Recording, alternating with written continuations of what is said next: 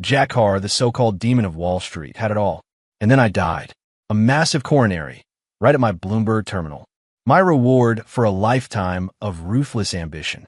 I woke up as a different Jack Carr, a worthless, live-in husband married into a billion-dollar dynasty. The first thing I saw was her.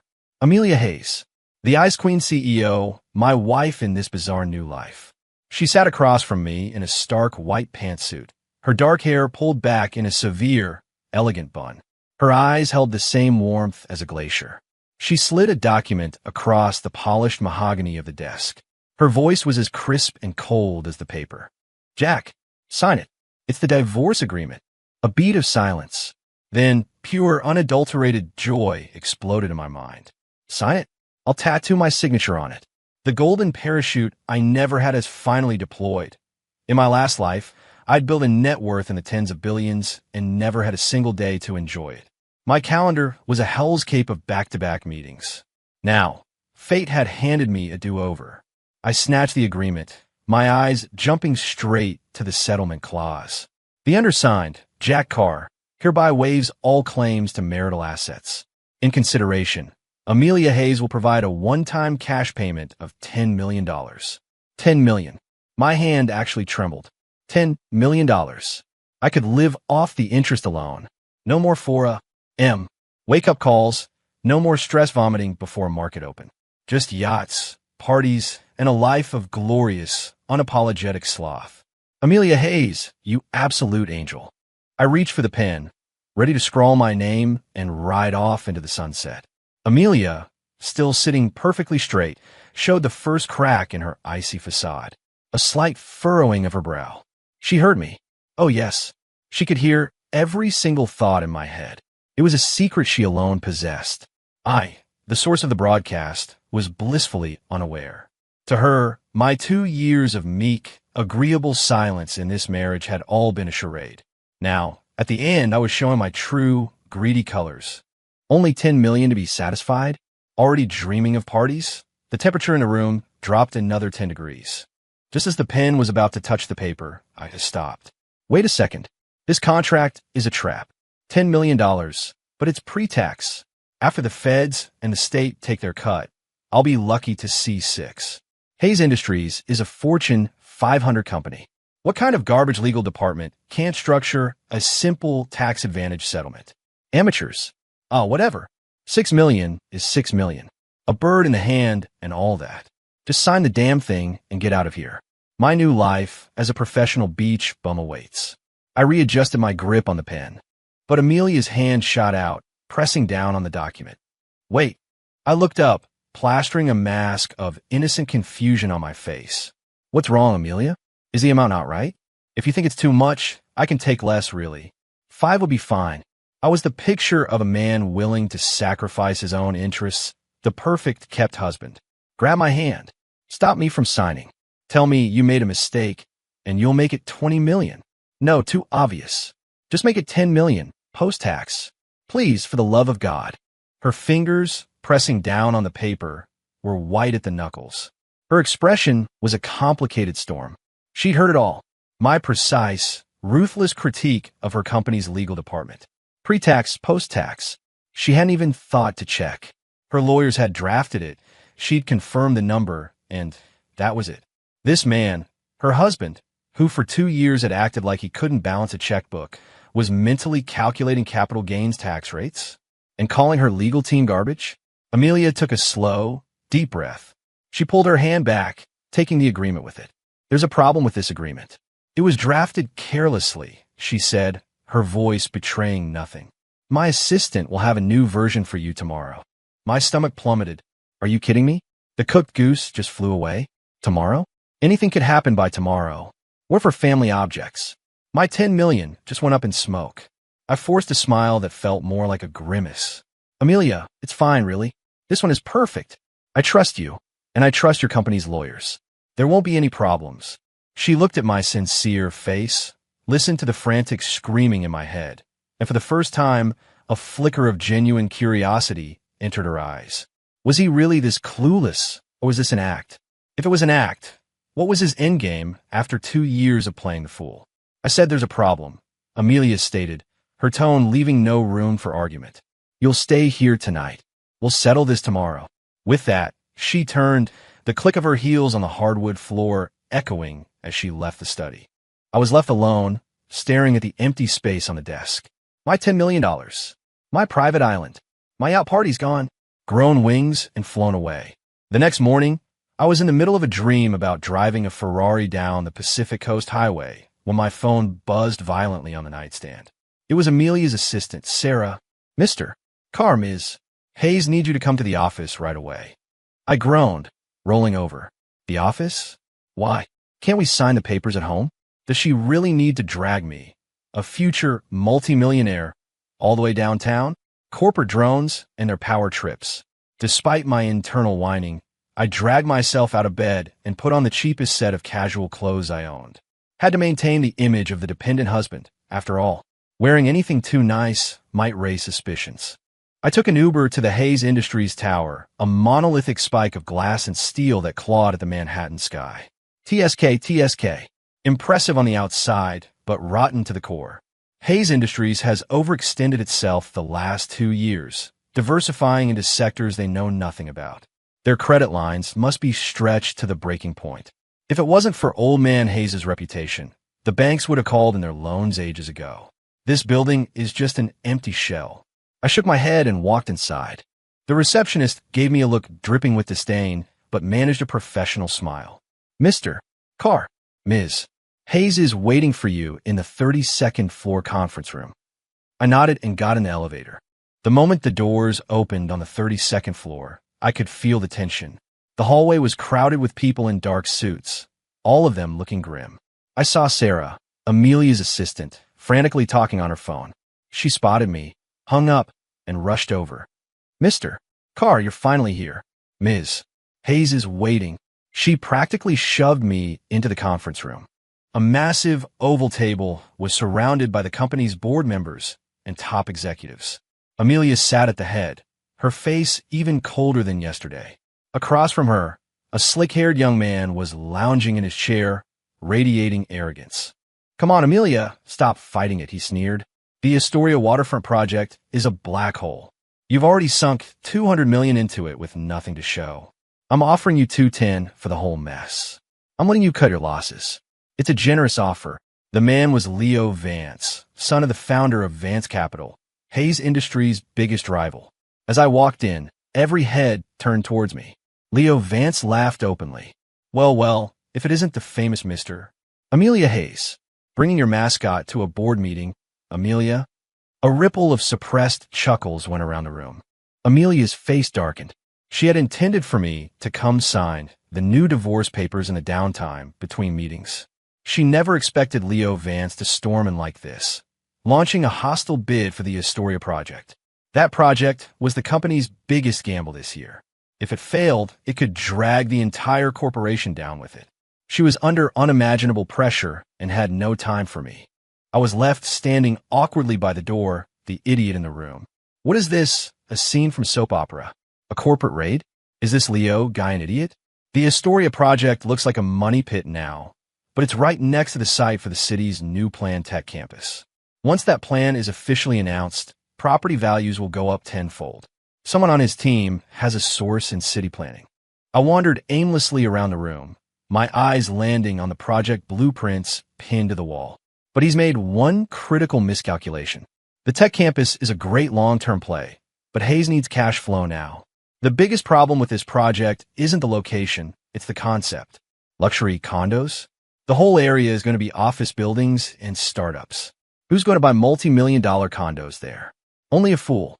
If it were me, I'd scrap the condos and turn it into a mixed-use commercial space. First floor for high-end streetwear and pop-ups. Second floor for a massive food hall. Third for a movie theater, and the fourth floor.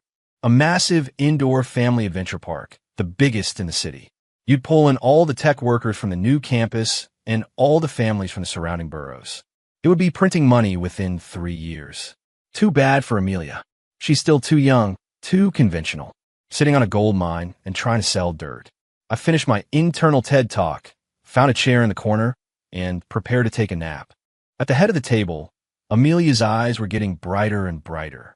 Listening to my delusional rambling was like a bolt of lightning cutting through the fog. A mixed-use commercial space, a family adventure park, drawing in tech workers and families. These were ideas her team had never even considered. They'd been stuck in a luxury condo mindset. Leo was still pressing his advantage. So, what's it going to be, Amelia? I don't have all day. Amelia suddenly looked up, her gaze as sharp as a razor. Mr. Vance, thank you for your generous offer. However, the Astoria Waterfront project is not for sale. Leo froze. Not only is it not for sale, Amelia continued, standing up, her voice calm but powerful. We are doubling our investment and repositioning the entire project.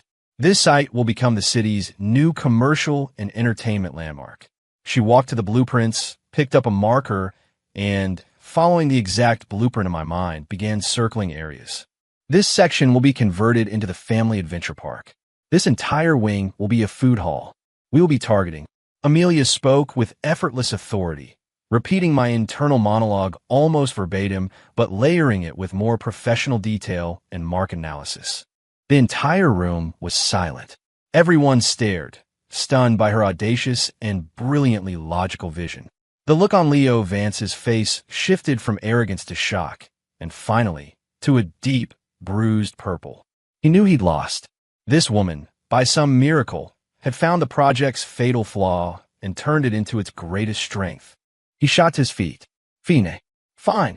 Amelia, I can't wait to watch you drive this company into the ground, he spat before storming out with his entourage.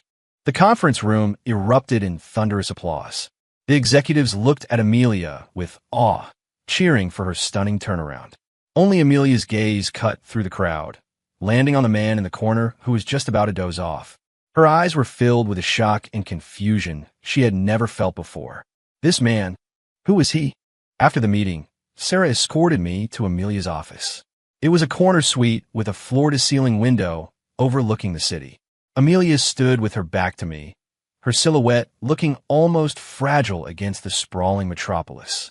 Sit, she said without turning. I sat on the plush leather couch, my heart starting to pound. What's going on? Where are the papers? Is she mad I didn't back her up in the meeting? But I'm the loser husband. If I'd opened my mouth, I would have just embarrassed her. Women, impossible to understand. Amelia turned around. In her hand was a new file folder. My eyes lit up. Here we go. My $10 million post-tax. She walked over and placed the folder on the coffee table in front of me. Read it. I eagerly flipped it open, going straight to the last page. The compensation section. It read, the undersigned, Jack Carr, waives all claims to marital assets. In consideration, Amelia Hayes will transfer 5% of her founding shares in Hayes Industries, held in a private trust, to Jack Carr. I blinked. I read again. My hands were shaking more than they had yesterday. 5% of the company? Is she insane? Hayes Industries has a market cap of at least $10 billion. 5% is $500 million. She's giving me $500 million? No, it's a trick. It has to be. She knows the company is on the ropes. She knows the Astoria project is still a massive gamble. She's giving me stock to tie me to this sinking ship. When the company goes bankrupt, my $500 million will be worthless paper. What a vicious woman. I don't want stock. I want cash. 10 million. Post-tax. I looked up at her, my face a mask of manufactured horror, and pushed the folder back towards her. Amelia, I can't take this. It's too much. I haven't done anything for this family. How can I take a piece of your company? I just need a little compensation to get back on my feet. I held up my index finger, trying to look meek and pitiful. 10 million. Just give me the 10 million. I'm begging you.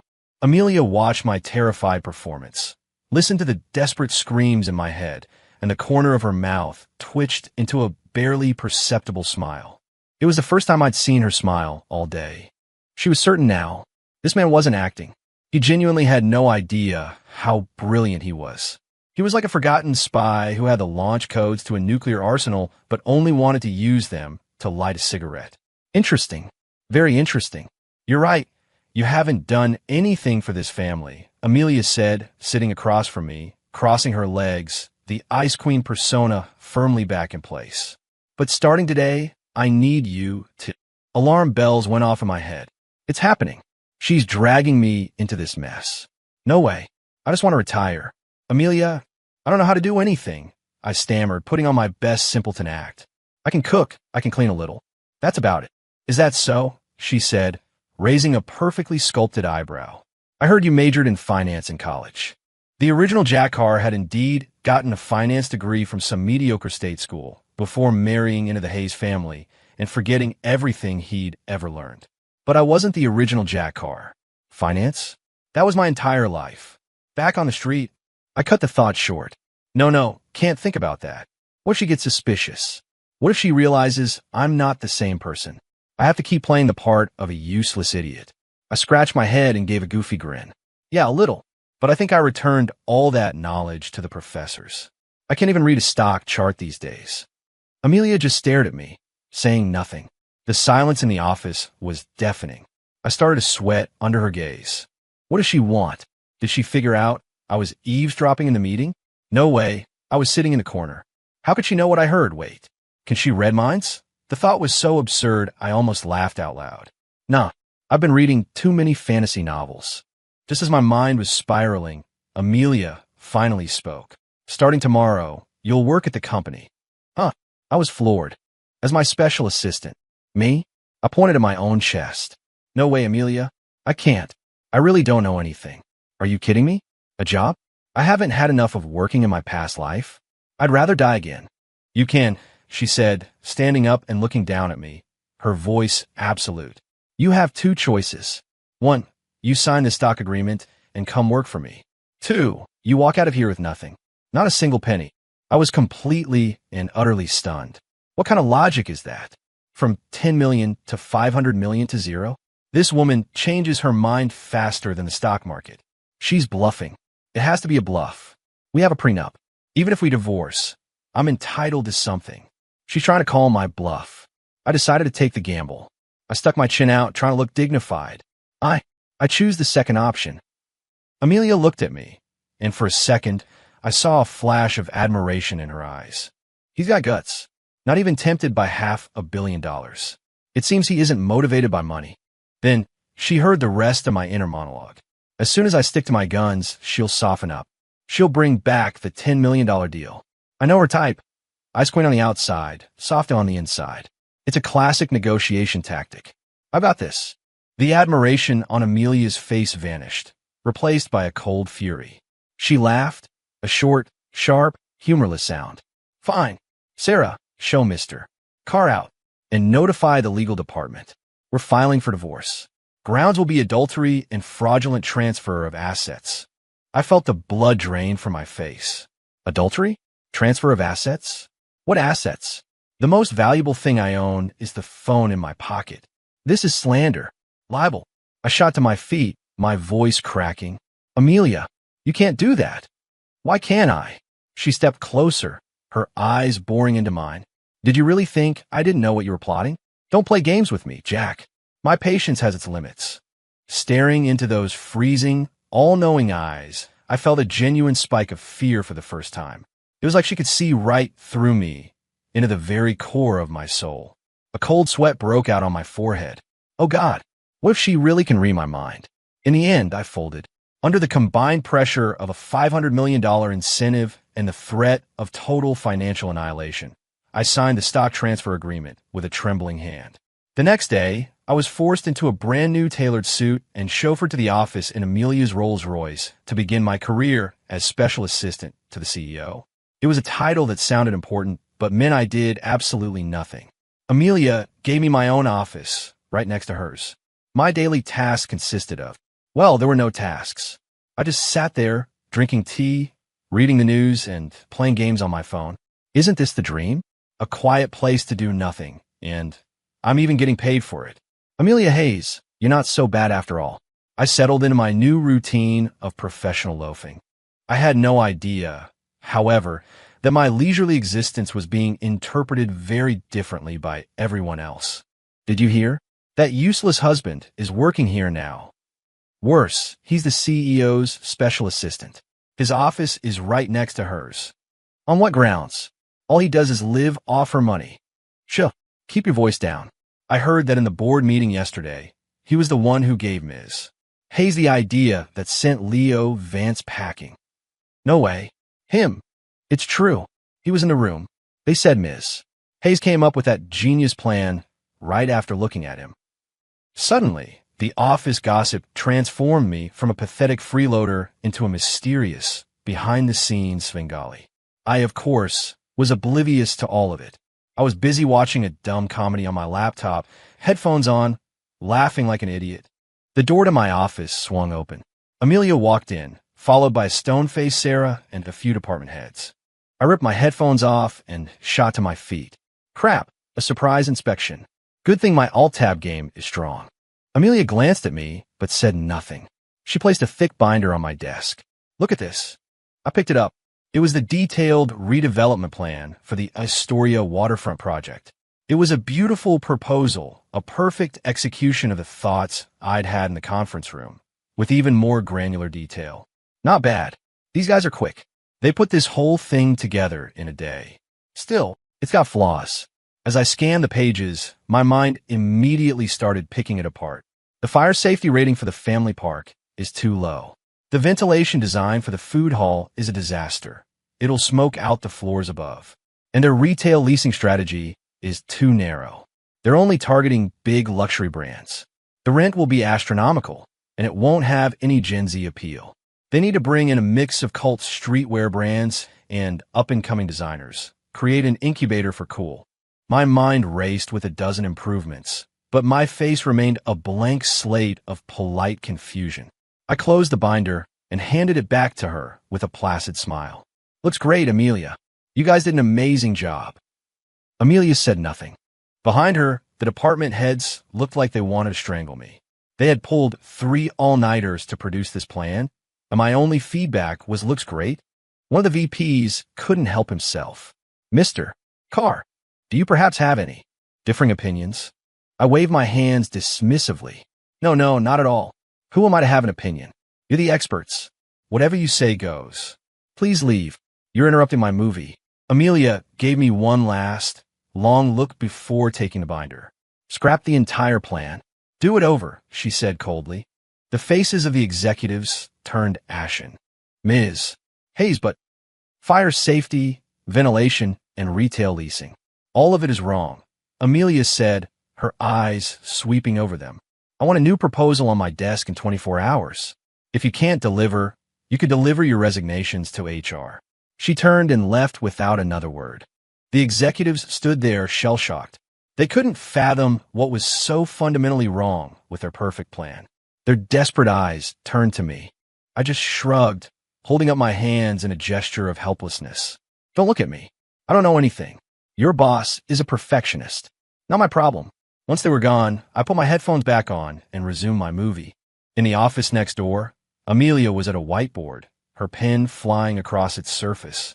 Fire safety, ventilation, retail, streetwear, incubator. Sarah stood by, watching her boss with something approaching religious awe. It was as if Ms. Hayes had tapped into some higher plane of consciousness, her strategic thinking reaching a level no one had ever seen before. She had no idea that higher plane of consciousness was currently giggling at a cat video next door. Over the next few days, I became the company's official mascot. I'd show up, clock in, and then proceed to do absolutely nothing in my office.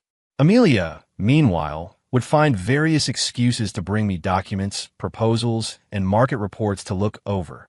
Each time, I would mentally tear the document to shreds, pointing out every flaw and missed opportunity, while externally giving her a thumbs up and a bland, "Looks good to me." And each time, she would take my silent feedback and use it to send her teams into a frenzy of overtime. The legends about me in the office grew more and more elaborate. I was the silent master, the oracle in khakis, the wise fool who guided the company with his zen-like presence. I was just trying to decide what to order for lunch. I was scrolling through a food delivery app. Torn, the pepperoni pizza is too greasy, but I'm sick of Chinese. Maybe I'll splurge on some decent sushi today. My door opened again. This time, it was Amelia, with her arrogant younger brother, Caleb, in tow. Caleb shot me a look that was pure contempt. Seriously, Amelia? You actually let him come to the office? And he's your special assistant? This is a joke. Amelia ignored him and walked straight to my desk. There's a charity gala tonight. You're coming with me. 100 different excuses flashed through my mind. A gala? God, no. Another one of those boring, stuffy events where a bunch of rich people stand around drinking champagne and lying to each other. Hard pass. I was about to politely decline when Caleb spoke up again. Why are you taking him? Do you want to embarrass the Hayes family even more?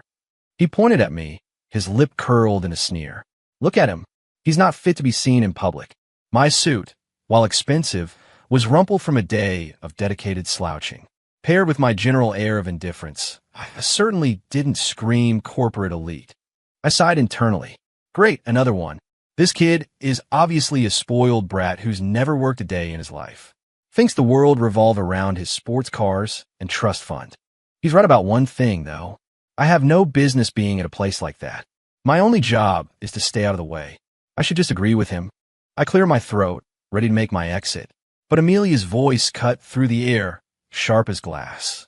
Caleb, apologize to him. Caleb stared at her. What? You want me to apologize to him? For what? Because he is my husband, which makes him your brother-in-law, Amelia said, her eyes flashing. Your insults aren't just directed at him. They're an insult to me and to this entire family. Apologize. Now. Caleb, stunned by his sister's ferocity, mumbled a reluctant sorry. I quickly waved it off. It's fine, it's fine. Caleb's just looking out for you. The more gracious I acted, the more Caleb was convinced I was a phony. Amelia, of course, heard my real thoughts. Why are you making him apologize? He was doing me a favor. If he just kept insulting me, I'd be free to go back to my lunch order. Ooh, this place has a half-price special on fatty tuna. A vein pulsed in Amelia's temple. She was finding it increasingly difficult to control her emotions around this man. He had a unique talent for making her oscillate between incandescent rage and helpless amusement. The gala is not up for discussion, she commanded. Sarah will take you to get a tuxedo this afternoon. Try not to embarrass me. With that, she dragged the still fuming Caleb out of my office. I stared at their retreating backs, my heart filled with sorrow. My sushi, my half-priced fatty tuna, flown away. The charity gala was held in the grand ballroom of a 6-star hotel. I felt like a stuffed sausage in the tuxedo Sarah had forced me into. This thing is so tight, I can barely breathe. My $100 t-shirt is 10 times more comfortable. I'll never understand the world of the rich. Amelia took my arm, and our entrance immediately turned every head in the room. Her in a stunning, minimalist gown, me looking like a slightly uncomfortable penguin. We made a striking, if odd, couple. Isn't that Amelia Hayes? Who's the guy with her? I think that's her husband. The one who married in. What's he doing here? And she's actually on his arm. The whispers were just loud enough for me to hear. I had thick skin. I didn't care. Amelia, however, stiffened, her grip on my arm tightening. Oh, get a little territorial, are we? Don't worry. Nobody's trying to steal me from you. In fact, I'd be happy to pack my bags as soon as you write the check. Amelia faltered for a step, nearly tripping on her own gown. She took a deep breath, forcing down the sudden urge to throttle me. Patience. For the sake of the Astoria project. For the future of the company. I must endure. The event's host, a prominent real estate developer named Mr. Henderson, spotted us and bustled over, champagne flute in hand. Amelia, so glad you could make it. You light up the room. Mr. Henderson, you're too kind, Amelia replied coolly. His eyes shifted to me, full of curiosity. And this is my husband, Jack Carr, Amelia said. Mr. Carr, a pleasure, Henderson said, clinking his glass against mine. I smiled inwardly. A pleasure, my ass. I know what you're thinking. So this is the legendary kept husband. Looks presentable enough, I guess. I was right, of course, but Henderson's face was a mask of professional warmth. After a few moments of meaningless small talk, he got to the point. Amelia, I hear you're redeveloping the Astoria property into a commercial space? Your sources are well informed, she said noncommittally. My dear, that's a risky move, Henderson said, feigning concern. Brick and mortar is a dying business. Look, I'm interested in that property. I'll give you $300 million. Take the whole problem off your hands. What do you say? I almost laughed out loud. Another one. A few days ago, it was Leo Vance at 210. Now, this guy is up to 300. The news about the new tech campus must be starting to leak among the inner circle. This Henderson is even greedier than Vance, though. Vance was trying to get a steal. This guy is a straight-up vulture. 300 million for what's going to be one of the most valuable pieces of real estate in the city? He must think we're idiots. If Amelia agrees to this, she's not just young, she's brain-dead. Amelia swirled the champagne in her glass, her face unreadable. She was waiting for the but that she knew was coming from my internal monologue. And right on cue, it arrived. Still, this old fox could be useful. He owns a portfolio of construction supply companies, doesn't he? The Astoria renovation is going to require a massive amount of raw materials. If she could get him to provide them at cost, she could save 50 million. Easy. So how do you get him to play ball? I've got it. He's currently in a bidding war for that parcel of land south of the city, isn't he? That land is a lemon. There are unmapped sinkholes under the entire plot from an old subway project. The soil is completely unstable. You could never build a skyscraper on it. The city's geological surveys are outdated, so they don't even know. If this old shark wins that bid, he's going to lose his shirt. Leak that information to him. In exchange, he provides materials for Astoria at cost. A fair trade. My mental abacus clattered away. Amelia's eyes lit up. She turned to Mr. Henderson, a slow, knowing smile spreading across her face. Mr. Henderson, the project is not for sale. However, I might be interested in a different kind of deal. She leaned in and whispered a few sentences in his ear. I watched Henderson's expression shift from greed to shock, then to horror, and finally, to profound gratitude. He grabbed Amelia's hand, his voice shaking. Amelia, is what you said true? Believe it or not, she said, pulling her hand away gracefully. I believe you. Of course, I believe you. Henderson was practically bowing. Amelia, you've saved me. I am forever in your debt. The materials for the Astoria project, consider it done. All at cost. No, you know what? Take another 20% off. A gift. The onlookers were baffled. No one could understand what Amelia had said to make the notoriously ruthless developer fold so completely and even offer up his own money. Only Amelia knew. She raised her glass and gave me a subtle nod from across the room. Her eyes held a glint of amusement. Was that a challenge? I was completely lost. What's she smiling at me for? To thank me for coming? Seems a little much. Whatever. I think they just put out the roast pig at the buffet. I set my glass down and made a beeline for the food. I left behind a crowd of stunned socialites and a woman who watched me go with a look of exasperated fondness. After the gala, Amelia's tolerance for my working from home at the office routine reached new heights. I could have been sleeping on my desk, and she wouldn't have said a word. The office gossip about me also took a definitive turn. I was no longer the useless husband, but the shadow advisor. The consensus was that my apparent laziness was a form of deep strategic meditation, a way for me to advise the CEO that was beyond the comprehension of mere mortals. I remained blissfully unaware.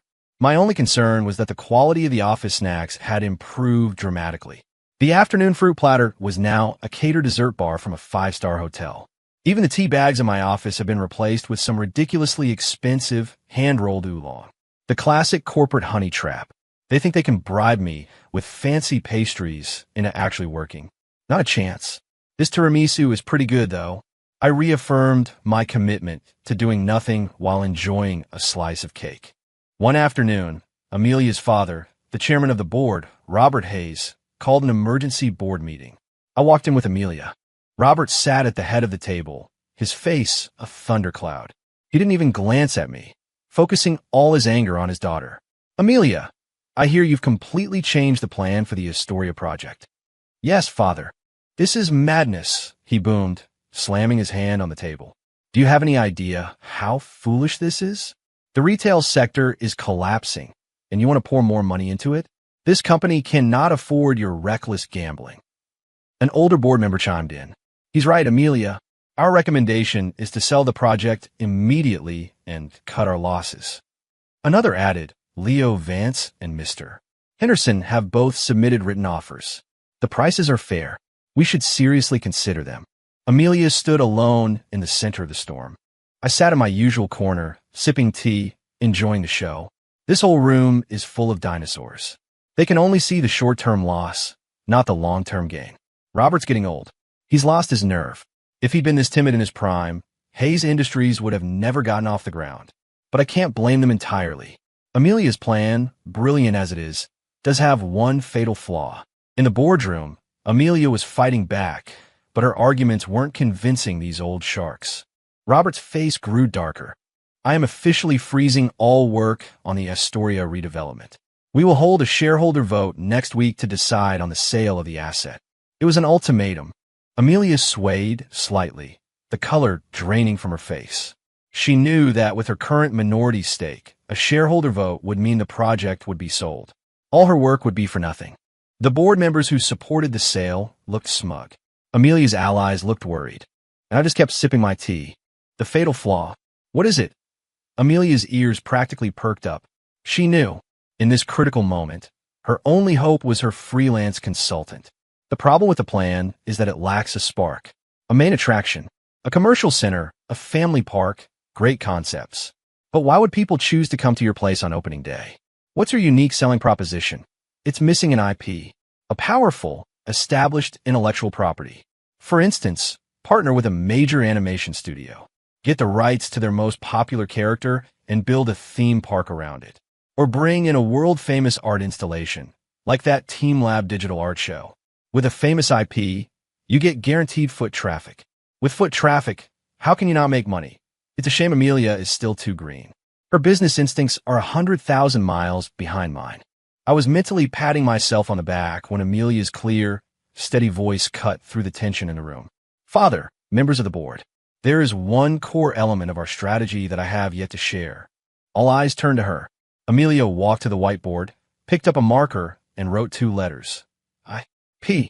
What we're missing isn't the right location or the right funding. It's the right intellectual property. She took my internal monologue and, weaving in her own analysis, laid out a masterful vision. She talked about the power of IP to drive traffic, named specific potential partners, and projected the overwhelming market response. Once again, the room fell silent.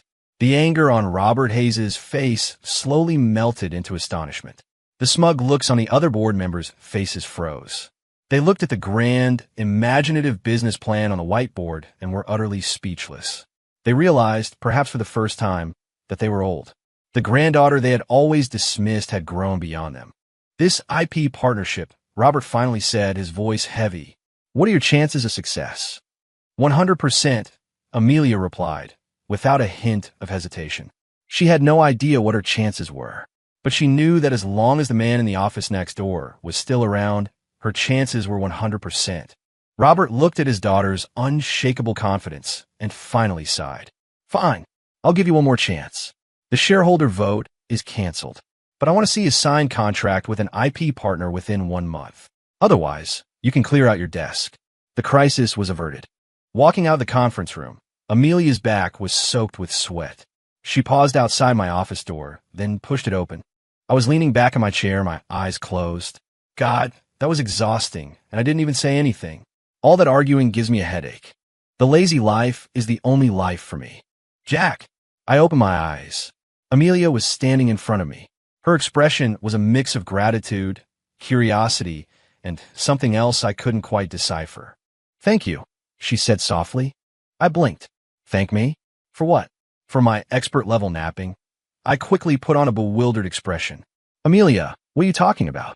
I didn't do anything. You did, she said, her eyes locked on mine. You did more than enough. My stomach dropped. She knows. She knows I was listening. She knows I was mentally roasting her entire board of directors. This is it. She's going to have me whacked. I have to deny everything. I didn't. I yelped, jumping out of my chair. I was asleep. I didn't hear a thing. What's an IP? TeamLab? Never heard of it. The words were out of my mouth before I could stop them. The office fell into a dead silence. Amelia just stood there, watching me, her gaze growing deeper and more intense by the second. I wanted to hit myself. I had basically just confessed. I was done for. My life as a freeloader, my grand retirement plan, it was all over. I squeezed my eyes shut, bracing for the explosion. But what came was not a shout, but a soft, breathy laugh. I opened my eyes and saw something I would never forget. Amelia was smiling. Not her corporate empty smile, not her cold, mocking smirk. A genuine, honest-to-God smile, like ice melting in the spring sun. She looked at my panicked, guilty face and found it both infuriating and hilarious. This man, who possessed the intellect to build empires, wanted nothing more than to be left alone to live his lazy, simple life. She used to find it baffling. Now she found it kind of endearing. "I never said you knew anything," she said, her smile fading back into her usual cool composure. "I just came to tell you to pack a bag. We're going to Japan tomorrow." "Japan? For what?" I asked instinctively. "To negotiate the partnership with TeamLab." I stared at her, speechless. I felt like a rabbit caught in the crosshairs of a master hunter. No matter how I twisted or turned, I couldn't escape. Fine. A free trip to Japan.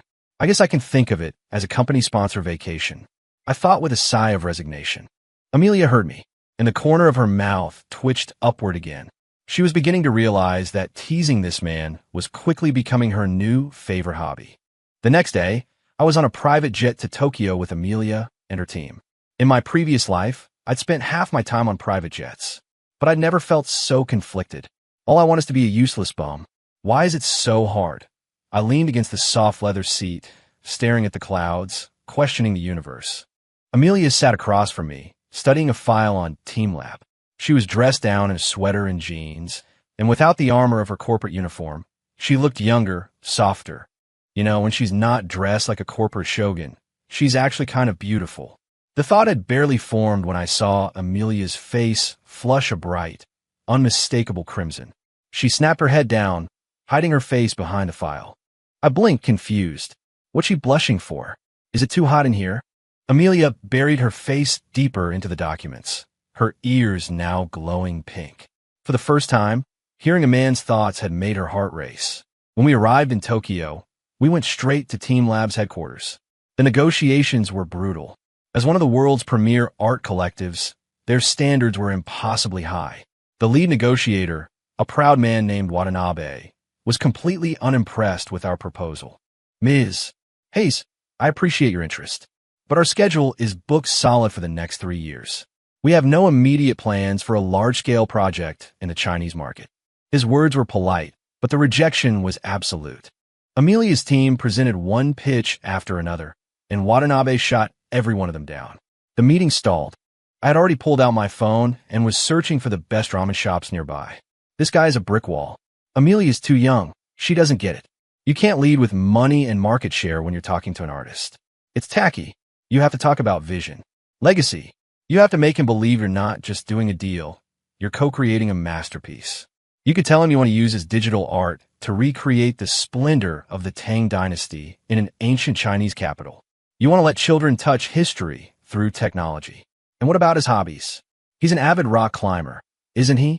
Tell him you'll build the largest indoor climbing gym in Asia right next to the project and make him the honorary lifetime chairman. It's simple psychology. Find a person's passion and appeal to it. I was in the middle of my silent lecture when Amelia suddenly stood up. She gave Watanabe a deep, respectful bow. "Mr. Watanabe, please give me 5 more minutes." She didn't mention money again. Instead, she started telling a story about her reverence for art and her dream of using technology to bring history to life. She spoke with a passion and a light in her eyes I had never seen before. Then, she changed tactics. "I also understand, Mr. Watanabe, that you are a passionate rock climber. It's a sport I deeply admire. As part of the Astoria project, we are planning to build the largest indoor climbing facility in Asia. We would be honored if you would accept the position of lifetime honorary chairman." The arrogant mask on Watanabe's face melted away. He looked at Amelia with pure shock, as if he'd just found a kindred spirit. "Ms.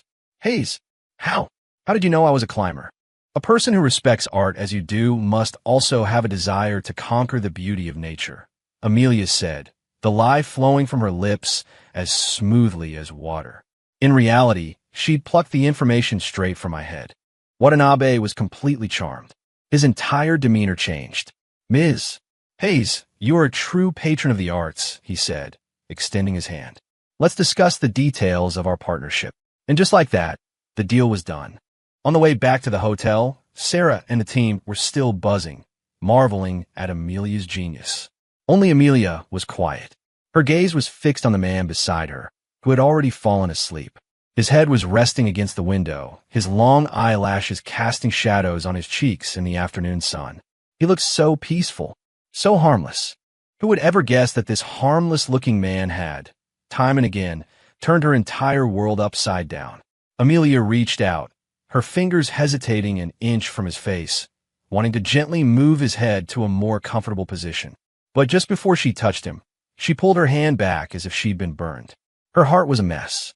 Back in New York, the news of the TeamLab partnership sent Hayes Industries stock soaring. The Astoria waterfront project went from being a toxic asset to the most talked-about development in the country. At the next board meeting, Robert Hayes, for the first time in his life, publicly praised his daughter. Amelia's authority in the company was now absolute. And me, the secret architect of it all, was back in my office, facing my biggest daily challenge, deciding on lunch. One day, I got a call from an unexpected source. It was my mother-in-law. "Jack, dear, come home for dinner tonight. I had the cook make your favorite brisket." Her voice was so warm and friendly, it was unsettling. She had never been anything but coldly polite to me before. An invitation from the Queen Mother herself? This has to be a trap. It's a setup. 100%. Either she's going to offer me money to leave Amelia, or she's going to warn me to stay in my lane. Despite my suspicions, I accepted graciously. "Of course, Mom. I'll be there." That evening, I went with Amelia to the Hayes family mansion. The whole clan was there. Robert, my mother-in-law, my sneering brother-in-law Caleb, and a few other assorted relatives. Dinner was awkward. My mother-in-law kept piling brisket onto my plate. "Eat up, Jack. You're too thin." I looked at the mountain of meat in front of me, my stomach groaning in protest. Is she trying to kill me with cholesterol? Even Robert was being friendly. "Jack, Amelia tells me you studied finance." My internal alarms went off. Here we go. The pop quiz. I shook my head. "Oh, that was a lifetime ago, Dad. I've forgotten everything." "Is that so?" Robert said with a sly smile. "I've been looking at a stock lately. East Tech Ventures. What do you think?" My blood ran cold. East Tech Ventures?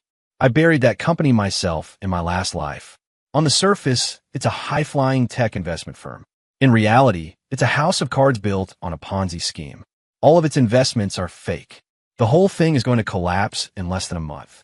Anyone holding the stock will be wiped out. The old fox is testing me. If I say it's a good buy, he'll know I'm an idiot. If I say it's a bad buy, he'll demand to know why. How do I get out of this? My mind was racing, but I kept my expression placidly blank. "I really don't know anything about stocks, Dad. You're asking the wrong guy." I picked up my fork and took a bite of brisket. This is actually amazing. Perfectly cooked. The cook deserves a raise. I focused all my mental energy on the food, trying to block out any thoughts about the stock. Robert watched me, a flicker of disappointment in his eyes. He'd overestimated his son-in-law after all. Amelia's recent successes must have just been a lucky streak. Next to me, Amelia let out a breath she didn't realize she'd been holding. Her palms had been sweating. She was terrified I might accidentally expose what I knew about East Tech. Because she knew, too. She had heard my thoughts, and she had already taken out a massive short position against the stock. When it collapsed, she stood to make a fortune, giving her company the cash infusion it so desperately needed. It was our secret, a secret only she was aware of. The rest of the dinner passed in a blur of strained conversation. The car ride home was quiet. I stared out the window at the city lights, my mind drifting back to my master plan. Amelia's career is on fire now. She doesn't really need me anymore, right? Once the Astoria project breaks ground, I'll ask for a divorce again. She won't say no this time, and I won't ask for stock. Just cash. 10 million? No, 50 million. She can definitely afford it now. I was lost in a pleasant daydream about my future life of leisure.